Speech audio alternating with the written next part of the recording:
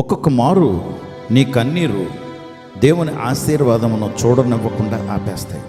Wait minute ప్రోగ్రామ్ను వీక్షించడానికి ఆన్లైన్కి వచ్చినటువంటి మీకు ప్రభు పేరిట శుభములు కలుగునుగాక.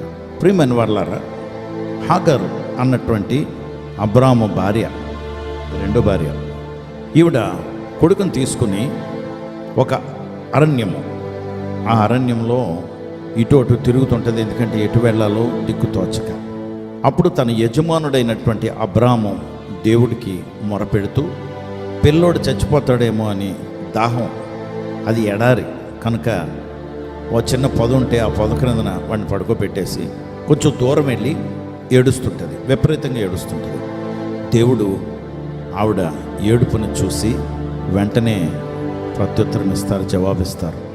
ఆదికాండము 21వ అధ్యాయము 15వ వచనం. దేవుడు జవాబిచ్చి అప్పుడు ఏం చేస్తారంటే ఆమె కళ్ళు తెరిపిస్తారు అని రాయబడ్డది. తెరిపించబడినప్పుడు ఆవిడ వెంటనే నీళ్ల ఓటను చూస్తుంది. నీళ్ల ఓటను చూసి వెళ్ళి ఒక తిత్తు ఉంటుంది తన దగ్గర.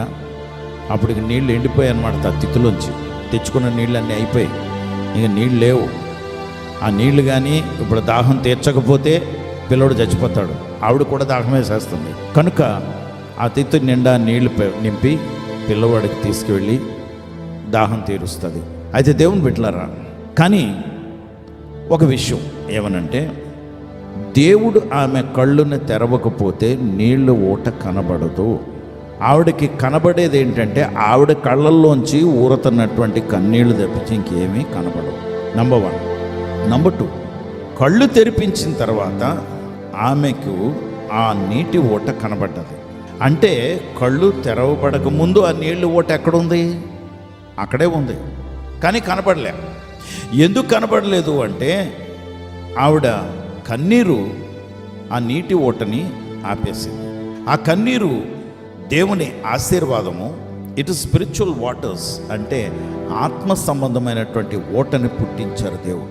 ఈ ఆత్మ సంబంధమైనటువంటి ఓటను పుట్టించినప్పుడు మన మనోనేత్రాలు వెలిగించబడితే తప్పించి, దేవుడు మన నేత్రాలను ఓపెన్ చేస్తే తప్పించి ఆయన ఆశీర్వాదం ఏంటో మనకి కనబడదు.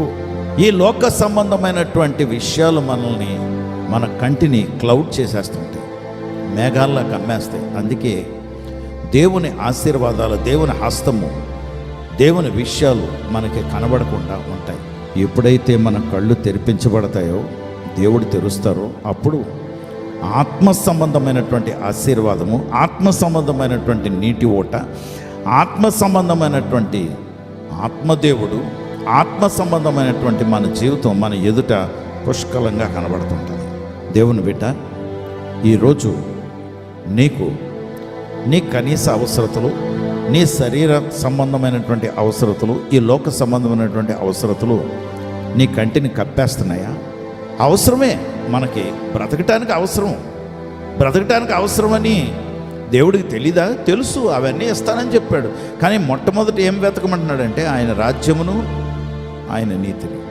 ఈమెతో వెతకటానికి ఆమెకి ఆ ప్రక్రియ లేకపోతే లోతు లేదు.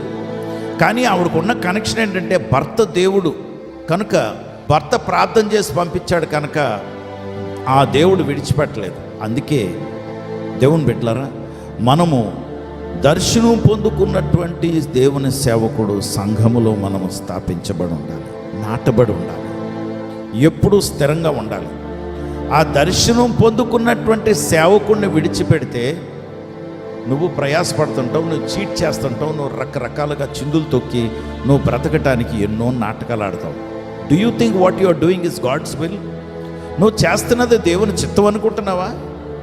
ఆయన కళ్ళు తెరవాలి, ఆయన నిన్ను ఆశీర్వదించాలి, ఆయన నిన్ను ఆత్మీయ జీవితంలోకి తీసుకువెళ్ళాలి. అందుకే యోహాను సువార్త 7వ అధ్యాయం 37వ వచనంలో ప్రభు అయినటువంటి యేసు ఆ పండుగ దిన, మహాపండుగ దినాన్న ఆయన బిగ్గరగా అరుస్తూ చెప్తున్నారు, నా యందు విశ్వాసం ఉంచి వాడు ఎవడో వాడు కడుపులో నుండి ఏం ప్రవహించును? జీవజల నదులు ప్రవహించు. ఈ నీటి ఓట భౌతికంగా బయట కనబడ్డది, కానీ ఇప్పుడు నూతన నిబంధనలో ప్రభు అయినటువంటి యేసు భూమి మీదకి దిగి వచ్చారు కనుక ఆయన మన కొరకు సిలువ మీద చనిపోయి మన కొరకు మన పాపమును క్షమించారు కనుక ఆయనను క్షమాపణ అడిగితే ఆయన అంటున్నారు, మీ కడుపులో నుండి, మీ నాభిలోంచి, మీ మధ్య భాగంలో నుంచి జీవజల నదులు పారతాయి. హల్లెలూయా, గ్లోరీ. ఎంత గొప్ప దేవుడు అండి, ఎంత గొప్ప దేవుడు. అందుకే ఇంత గొప్ప భాగ్యం మనకి ఇచ్చారు ఆ ప్రభు అయినటువంటి యేసు. ఆయన్ని అంగీకరించండి, మీరు ఆశీర్వదింపబడండి, అనేకులకు ఆశీర్వాదకరంగా మీరు అవ్వండి. పరిశుద్ధ ప్రభా, మీకు వందనాలు, స్తోత్రాలు. నీ బిడ్డలను జ్ఞాపకం చేసుకోండి, నీ కొరకు ఆయుక్తపరచుకోండి, బలపరచండి. వారు మధ్య భాగంలో వారిలోంచి జీవజల నదులు పారునగాక. నీ కొరకు ఆయుక్తపరచుకోండి ప్రభా, ఆశీర్వదించండి. యేసు నామములో ప్రార్థించి వేడుకొంచున్నాము తండ్రి, ఆమేన్.